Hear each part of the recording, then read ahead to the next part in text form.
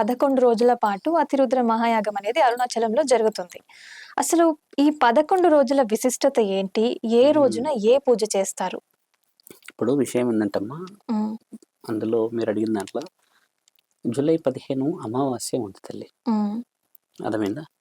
కరెక్ట్‌గా 15వ తారీఖు రోజు అమావాస్య. హ్మ్. ఇది ఎప్పటికి ముగుస్తుందో తెలుసా? కరెక్ట్‌గా ఏకాదశికి ముగుస్తుంది. హుహు. దాని ప్రత్యేకత అదే.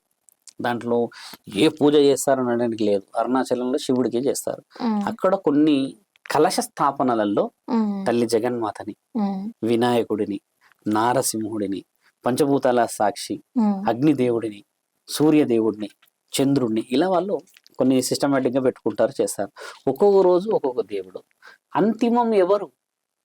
నరసింహస్వామిని పూజించాం. మొదటి రోజు స్టార్ట్ అయింది. హ్మ్. మహంకాళిని నరసింహస్వామిని ఇంకా మంత్రాలతో బాగా వేడెక్కించే మంత్రాలు చదివాం. హ్మ్. ఒక 8 గంటలు. నరసింహస్వామి వస్తాడు అక్కడికి. ఓహో! యజ్ఞం చేస్తున్నారు. నా ఆశీర్వాదం మీకు వర్తించునుగాక. నేను ఎల్లప్పుడూ లోక శ్రేయస్సు కోసమే ఉన్నానుగా. భక్త ప్రహ్లాదుడి విషయంలోనే నేను నిరూపించాను. నెక్స్ట్ డే లక్ష్మీమాతకి నా అవసరం ఉన్నది సమాజానికి డబ్బు రూపాన. ఇలా హ్మ్. చేస్తూ అందరూ ఎవరి కోసం వస్తారు? 11వ రోజు దిగుతాడు నా తండ్రి మహాముఖ్యంటి. హ్మ్. ఏమంటాడు అప్పుడొచ్చి, ఎందరూ వచ్చారా? మీరందరూ కలిసి లోక శ్రేయస్సు కోసం నన్ను పిలిచారా? మీరందరూ వచ్చి ఆశీర్వదించారంటే నిజంగా లోక శ్రేయస్సే ఉండవచ్చును.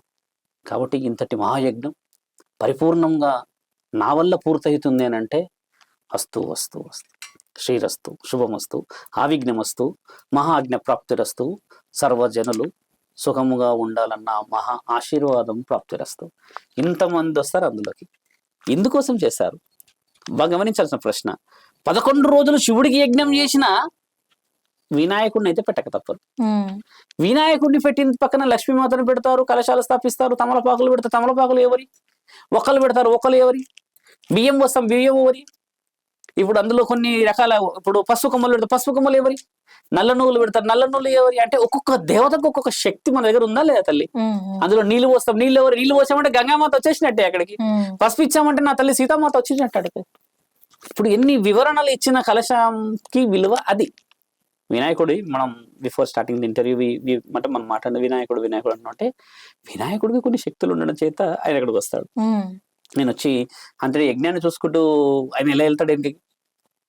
ఆయన రాగానే లడ్డూలు ఉంటాయి అక్కడ, పులిహోర హ్మ్. ఉంటుంది, ఇంకా అవి యజ్ఞం చూసుకుంటూ ఆయన కూడా కూర్చుంటాడు. అంత తిన్నాక ఆశీర్వాదం ఇస్తాడు. ఎంటైర్ ది స్టోరీ 11 days మనకు ఆశీర్వాదం కావాలన్నా వద్దా? హ్మ్. కాబట్టి 11 రోజులు 11 దేవీ దేవతల యొక్క ప్రత్యేకత ఆశీర్వాదం, మహావిష్ణువు ఆశీర్వాదం, హ్మ్. బ్రహ్మ ఆశీర్వాదం, తండ్రి రాముడి ఆశీర్వాదం, అన్ని ఆశీర్వాదాలు కలిసి మీరు అడిగిన డెప్తబుల్ స్టోరీ లోక శ్రేయస్.